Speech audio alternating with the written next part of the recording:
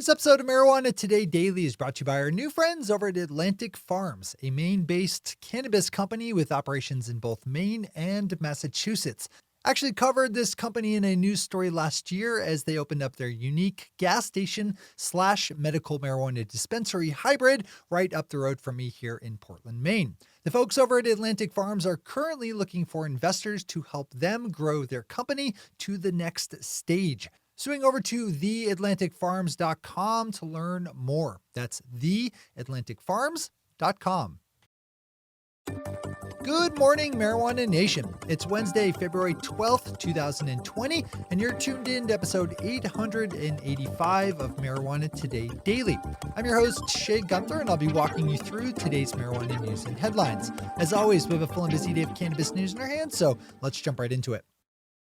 We fly down to Virginia to lead off today's news as yesterday the state Senate passed a measure decriminalizing the possession of small amounts of marijuana, just a day after the state's House of Delegates passed a similar bill.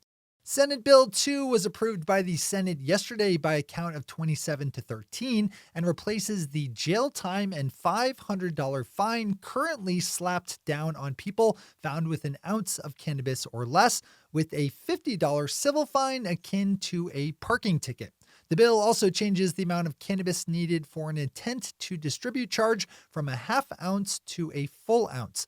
Virginia Governor Ralph Northam is generally in favor of progressive cannabis policy reform, so this one is expected to be signed into law. Congratulations to everyone in the state and outside who helped make this one happen. Now keep going. NBC News grabs our second top story of the day with a look at how the business listing site Yelp is helping to drive customers to unlicensed marijuana shops in California. According to NBC's reporting, little is being done by Yelp to monitor business listings, so there are a lot of places up right now on the site advertising their cannabis sales. In response to NBC's story, Yelp did say they would change up their policy to require that stores submit proof of their licensing, otherwise they'll be labeled as being unverified.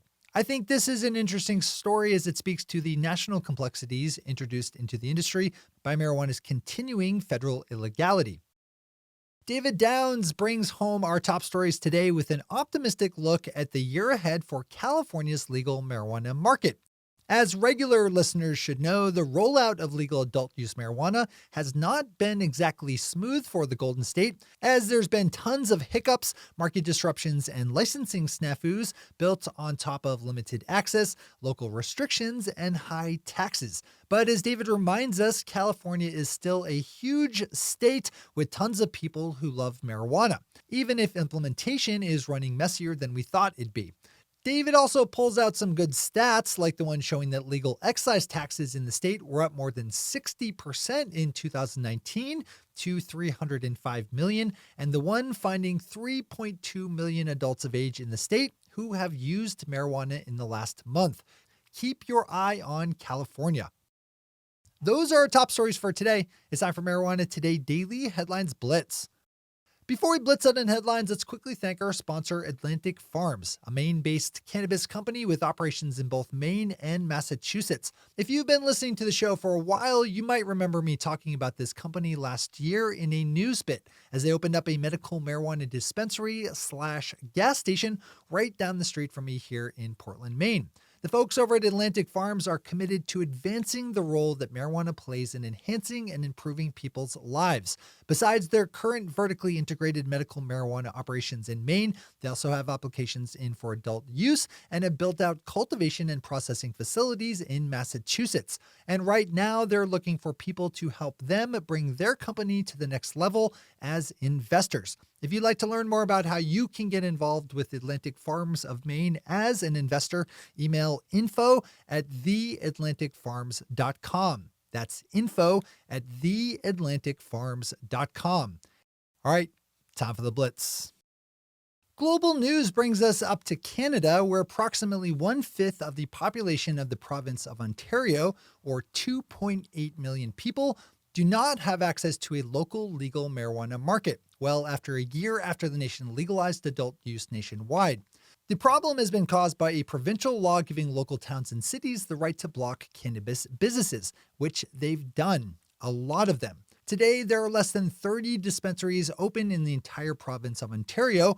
By way of comparison, the province of Alberta, which has a third the population of Ontario, has 415 dispensaries. This sets the stage for a plan in Ontario to expand the number of shops to 1,000, but the local bans will not make that easy. Not a bad one to read in full. Keeping up in Canada, we have the Globe and Mail looking at the prospects for illicit marijuana dispensaries in Vancouver, which dimmed considerably last week as a British Columbia Court of Appeals decision came down against them in a case over licensing. As the Globe and Mail has it, Vancouver used to have more than 100 unlicensed marijuana shops before nationwide legalization, but as legal licensing has been implemented, the number of shops outside the system has fallen to just 9 today. Those 9 remaining shops filed a suit seeking the ability to remain open, saying that the city has no right to limit where medical shops could be located. Last week, they lost that case. Oregon state lawmakers went back into legislative session last week, and due to how the state handles their lawmaking calendar, this year, as an even year, is a short session running just 35 days. That'll mean less legislative action than in normal longer sessions, but there's still plenty of marijuana-related bills up for consideration, all of which can be found nicely detailed over at the Canna Law blog. Another one I'd open up in full, especially if you do any kind of business in Oregon.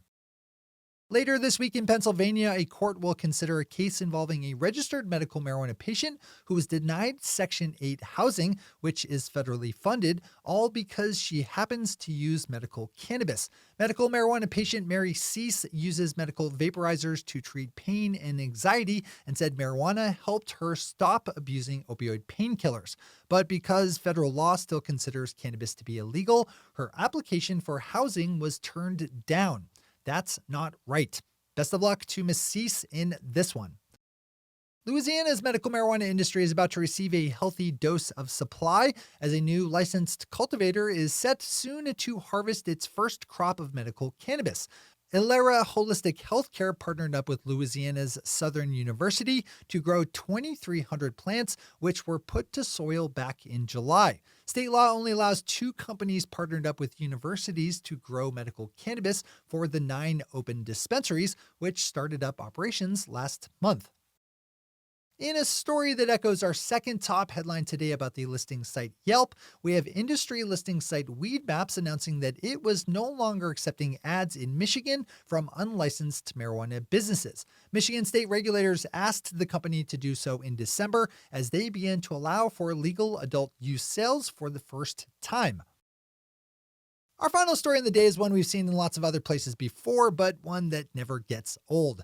In Chicago, some enterprising Girl Scout entrepreneurs rolled up a cookie stand outside a dispensary and made lots of money and news along the way, clearing out their entire inventory. I think this general storyline is a good reminder of the relative wholesomeness of marijuana and a good example of why setback laws requiring dispensaries to be thousands of feet from schools, churches, and community centers are silly. Those are our headlines and news for the day. I'll be back with you again tomorrow morning with another information-packed episode of Marijuana Today Daily. But in the meantime, if you have any stories to share or feedback to give, zip us an email to headlines@mgatodaydaily.com. And while you're clicking around the interwebs, swing over to our website at mgatodaydaily.com to find links to all the news we cover. Thanks to our sponsor, Atlantic Farms, and to all of our awesome patron listeners for the support that makes this show possible. To join the illustrious ranks of the patron listeners yourself, swing over to our website at mgatodaydaily.com and click on that big blue button at the top of the page that says Become a Patron.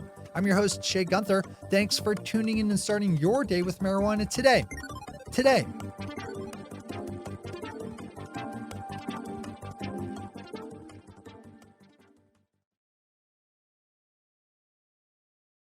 One take, Shay. One take.